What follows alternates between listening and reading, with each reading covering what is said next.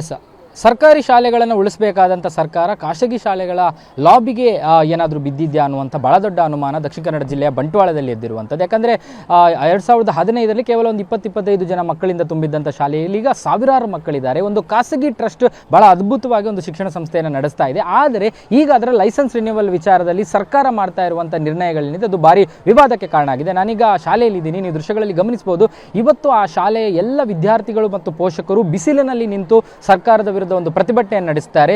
ಅಂದರೆ ಯಾವುದೇ ಕಾರಣಕ್ಕೂ ದುರ್ಗಾ ಚಾರಿಟೇಬಲ್ ಟ್ರಸ್ಟ್ ಅನ್ನುವಂಥ ದಡ್ಡಲ್ಕಾಡಿನ ಈ ಒಂದು ಸಂಸ್ಥೆ ಏನಿದೆ, ಇವರು ಈ ಒಂದು ದತ್ತು ಯೋಜನೆಯಡಿಯಲ್ಲಿ ಈ ಒಂದು ಇದನ್ನು ರಿನ್ಯೂವಲ್ ಮಾಡದೇ ಇದ್ದರೆ ಮುಂದಿನ ದಿನಗಳಲ್ಲಿ ನಾವು ಉಗ್ರವಾದ ಹೋರಾಟವನ್ನು ಮಾಡ್ತೀನಿ ಅನ್ನುವಂಥ ಒಂದು ಪ್ರತಿಭಟನೆಯನ್ನು ಕೂಡ ನಡೆಸ್ತಾರೆ. ಇನ್ನು ಈ ಒಂದು ಪ್ರತಿಭಟನಾ ಜಾಗಕ್ಕೆ ಸ್ವತಃ ಬಂಟ್ವಾಳ ಶಾಸಕರಾಗಿರ್ತಕ್ಕಂಥ ಮತ್ತು ಮೊನ್ನೆ ವಿಧಾನಸೌಧದಲ್ಲಿ ಈ ಬಗ್ಗೆ ಚರ್ಚೆ ಮಾಡಿದಂಥ ರಾಜೇಶ್ ನಾಯ್ಕ ಅವರು ಆಗಮಿಸ್ತಾರೆ. ಅವ್ರ ಜೊತೆ ಮಾತಾಡ್ತೀನಿ. ಸರ್, ಈಗ ಏನು ಸರ್ ಇಲ್ಲಿ ಸಮಸ್ಯೆ? ಸರ್ಕಾರ ಯಾಕೆ ಈ ಒಂದು ಶಾಲೆಗೆ ಲೈಸೆನ್ಸ್ ರಿನ್ಯೂವಲ್? ಅದೇ ಯಕ್ಷ ಪ್ರಶ್ನೆ. ಈಗ ನನಗೂ ಆಶ್ಚರ್ಯ ಆಗ್ತಾ ಇದೆ. ಒಂದು ಸರ್ಕಾರ ತನಗೆ ಈ ಮಟ್ಟದಲ್ಲಿ ಒಂದು ಸರ್ಕಾರಿ ಶಾಲೆಯನ್ನು ಬೆಳೆಸಲಿಕ್ಕೆ ಸಾಧ್ಯ ಇಲ್ಲ. ಅಂಥದ್ರಲ್ಲಿ ಒಂದು ಟ್ರಸ್ಟ್ ಮಾಡ್ತಾ ಇರುವಾಗ ಅದನ್ನು ಬೆನ್ನು ತಟ್ಟಿ ಪ್ರೋತ್ಸಾಹಿಸಬೇಕಾದ ಸರ್ಕಾರವೇ ಅದನ್ನು ಮುಚ್ಚುವ ಹೊರಟಿದೆ ಅಂದರೆ ಇದರ ಹಿಂದೆ ಯಾವುದು ಕಾಣದ ಕೈ ಇದೆ ಅಂತ ನನಗೆ ಆಶ್ಚರ್ಯ. ಸರಿಗೆ ಅವರು ಅವ್ಯವಹಾರದ ಆರೋಪಗಳನ್ನು ಮಾಡ್ತಾ ಇದ್ದಾರೆ. ಒಂದು ಟ್ರಸ್ಟ್ ಅವ್ಯವಹಾರ ಮಾಡ್ತಾ ಇದೆ, ಹಾಗೆ ಮತ್ತೊಂದು ಮಗದೊಂದು ಅನ್ನುವಂಥದ್ದು ಏನಾಗ್ತಾ ಇದೆ ನೋಡಿ. ಯಾವುದೇ ಒಂದು ಶಾಲೆ ಮುಚ್ಚಬೇಕಾದ್ರೆ ಅದಕ್ಕೆ ಹಾಕುವುದು ಏನಂದರೆ ಅವ್ಯವಹಾರದ ಒಂದು ಕ್ರಿಯೆ. ನಾನು ಕೇಳ್ತಾ ಇದ್ದೇನೆ, ಅವ್ಯವಹಾರ ಯಾವ ಥರ ಆಗಬೇಕು ಅಂತ. ನೀವು ನಿಮ್ಮ ದುಡ್ಡು ಖರ್ಚಿಯಲ್ಲಿ ನೀವು ಮಾಡೋದು. 7 ಜನ ಸರ್ಕಾರಿ ಟೀಚರ್ಸ್ ಇದ್ದರೆ 7 ಜನ, ಇಲ್ಲಿ 19 ಜನವನ್ನು ಪ್ರೈವೇಟ್ ಟ್ರಸ್ಟ್ನವರು ಇಟ್ಟಿದ್ದಾರೆ. ಅವರಿಗೆ ಸಂಬಳ ಕೊಡ್ತಾರೆ. ಸಂಬಳ ಕೊಟ್ಟಾಗ ಇದೆಲ್ಲ ವ್ಯವಸ್ಥೆ, ಶಾಲೆ ಬಸ್ಗಳು ಇದೆಲ್ಲ ಮಾಡಿ ಒಂದು ಪ್ರೈವೇಟ್ ಶಾಲೆಗಿಂತ ಚೆನ್ನಾಗಿ ಶಾಲೆ ನಡೆಸ್ತಾ ಇರುವಾಗ ಇವರು ಮಕ್ಕಳ ಪೋಷಕರ ಒಂದು ಇಂಟ್ರೆಸ್ಟ್ ಮೇರೆಗೆ ಅವರು ಒಂದು ತಿಂಗಳ 200 ರೂಪಾಯಿ ನಾನು ಕೇಳಿದೆ ಕಲೆಕ್ಟ್ ಮಾಡ್ತಾರೆ.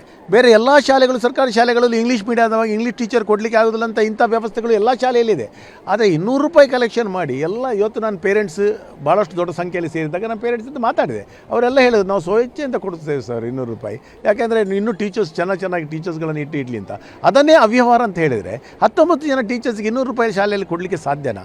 ಅದು ಸಾಧ್ಯ ಇಲ್ಲ. ಅದನ್ನು ಈ ಟ್ರಸ್ಟ್ ಕೈಯಿಂದ ಹಾಕಿ ಎಲ್ಲ ದಾನಿಗಳ ಹತ್ರ ಹೋಗಿ ಇದಕ್ಕೆಲ್ಲ ಸಹಕಾರಗಳನ್ನು ಕೇಳಿ ಇವರು ಮಾಡ್ತಾ ಇರುವಾಗ ಇಂಥ ಒಂದು ಸಣ್ಣ ಕುಲಸೆ ಒಂದು ಟೆಕ್ನಿಕಲ್ ಇದನ್ನು ಹಿಡ್ಕೊಂಡು ನಾವು ಇದನ್ನು ಮುಚ್ಚೇವೆ ಅಂತ ಹೊರಟ ಶಾಲೆಯನ್ನು ಯಾವ ಮಟ್ಟದ ಸರ್ಕಾರ ಅಂತ ನಾನು ಕೇಳ್ತಾ ಇದ್ದೇನೆ. ಈಗ ಈ ಚಾರಿಟಬಲ್ ಟ್ರಸ್ಟ್ನ ಲೈಸೆನ್ಸ್ ರಿನ್ಯೂವಲ್ ಆಗದೇ ಇದ್ದರೆ ಮುಂದೆ ಈ ಶಾಲೆಯ ಪರಿಸ್ಥಿತಿ ಏನಾಗಬಹುದು ಮತ್ತು ಇಲ್ಲಿ ಖಾಸಗಿ ಲಾಬಿಗಳು ಹೇಗೆ ವರ್ಕ್ ಆಗ್ತಾ ಇದೆ ನೋಡಿ. 100ಕ್ಕೆ 100 ಈಗ 1028 ಮಕ್ಕಳಿದ್ದ ಶಾಲೆ ಈಗ 1024 ಮಕ್ಕಳಿಗೆ ಬಂದು ನಿಂತಿದೆ. ಯಾವ ಮಕ್ಕಳು? ಇದು ಪಕ್ಕದ ಶಾಲೆಯಲ್ಲಿ ಸುತ್ತಲಿದ್ದ ಪ್ರೈವೇಟ್ ಶಾಲೆಗಳಿಗೆ ಹೋಗುವಂಥ ಮಕ್ಕಳೇ ಈ ಶಾಲೆಗೆ ಅತಿ ಕಡಿಮೆ ಅಂದರೆ 200 ರೂಪಾಯಿ ಕೊಟ್ಟರೆ ನಮಗೆ ಇಂಥ ಒಳ್ಳೆಯ ಎಜುಕೇಷನ್ ಸಿಗ್ತದೆ ಎಂಬ ಒಂದು ಉದ್ದೇಶದಿಂದ ಬಂದಿರ್ಬೋದು. ನನಗೆ ಗೊತ್ತಿಲ್ಲ ಅದು 200 ರೂಪಾಯಿ ಥರ ಅಂತ. ಯಾಕೆ ನಾನು ಬೇರೆ ಕಡೆಯೂ ಕೇಳಿದೆ, ಭಾಳಷ್ಟು ಶಾಲೆಗಳನ್ನು ನಾನು ದತ್ತು ಕೊಟ್ಟಿದ್ದೇನೆ. ಭಾಳ ಚೆನ್ನಾಗಿ ನಡೀತಿದೆ. ಬಂಟ್ವಾಳದಲ್ಲಿ ಈಗ ಅದೊಂದು ದೊಡ್ಡ ಒಂದು ಟ್ರೆಂಡ್ ಎದ್ದಿದೆ.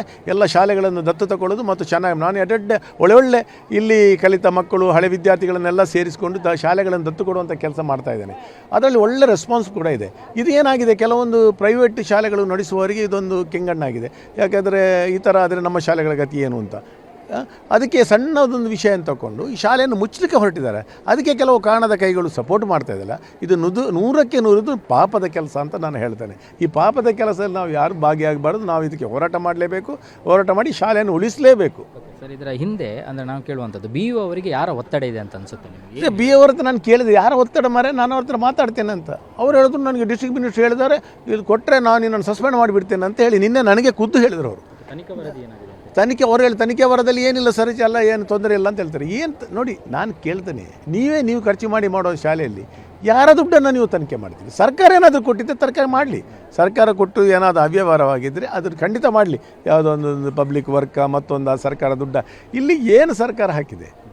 ಸುಮಾರು 2 ಕೋಟಿ ಅವರು ಹಾಕಿದ್ದಾರೆ. ಬೇರೊಂದು 2 ಕೋಟಿಯನ್ನು ಸಮಾಜದ CSR ಫಂಡಿಂದೆಲ್ಲ ತಗೊಂಡು ಬಂದು ಈ ನಿಮ್ಮ ಕಣ್ಣಿಗೆ ಕಾಣ್ತಾ ಇದೆ ಬಿಲ್ಡಿಂಗ್. ಇದು ಸರ್ಕಾರ ಆದರೆ ಇದರ ಅರ್ಧ ಕಟ್ಟಲಿಕ್ಕೆ ಸಾಧ್ಯ ಇಲ್ಲ ಆ ಫಂಡಲ್ಲಿ. ಇದು ಅಷ್ಟು ದೊಡ್ಡದು ಶಾಲೆಯನ್ನು ಕಟ್ಟಿಬಿಟ್ಟು ಎಲ್ಲ ಮಕ್ಕಳಿಗೆ ಬಿಸಿ ಊಟಗಳು, ಆ ಒಳ್ಳೆ ಕಿಚನ್, ಒಳ್ಳೆ ಮಕ್ಕಳಿಗೆ ವಿದ್ಯಾಭ್ಯಾಸಕ್ಕೆ ಎಕ್ಸ್ಟ್ರಾ ಟೀಚರ್ಸ್ ಒಂದು 19 ಜನ, ಇದೆಲ್ಲ ಖರ್ಚಲ್ಲಿ ನಡಿಬೇಕಲ್ಲ. ಸರಿ, ನಿಮ್ಮ ಅಂತಿಮವಾಗಿ ಎಷ್ಟು ನೀವೇನು ಡೆಡ್ಲೈನ್ ಕೊಡ್ತಾ ಇದ್ದೀರಾ? ನಿಮ್ಮ ಮುಂದಿನ ಹೋರಾಟ ಹೇಗೆ ನೋಡಿ? ಈಗ ಒಂದು 10-15 ದಿವಸ ನಾವು ಎಲ್ಲ ಪೇರೆಂಟ್ಸ್ ಹತ್ರ ರಿಕ್ವೆಸ್ಟ್ ಮಾಡಿದೆ. ನೋಡಿ, ಏಕಾಏಕಿ ನೀವು ಹೋರಾಟ ಮಾಡೋದು, ಬಿಸಿಲಲ್ಲಿ ನಿಲ್ಲೋದು ಮಾಡೋದು ಬೇಡ. ಒಂದು ಸರ್ಕಾರಕ್ಕೆ ಒಂದು ಡೆಡ್ಲೈನ್ ಕೊಡುವ ನಾವು.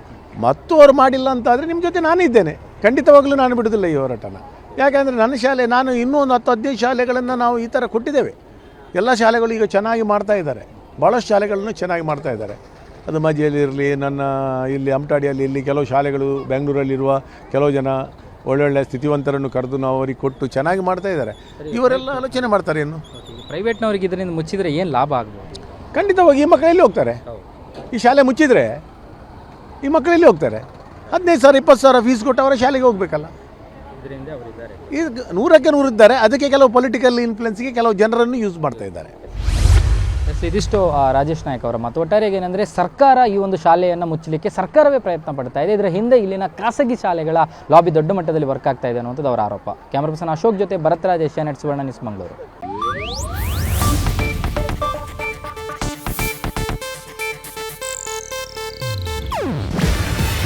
ಇದು ಏಷ್ಯಾನೆಟ್ ನ್ಯೂಸ್ ನೆಟ್ವರ್ಕ್ ಪ್ರಸ್ತುತಿ. ನೀವು ನೋಡ್ತಿದ್ದೀರಾ ಏಷ್ಯಾನೆಟ್ ಸುವರ್ಣ ನ್ಯೂಸ್.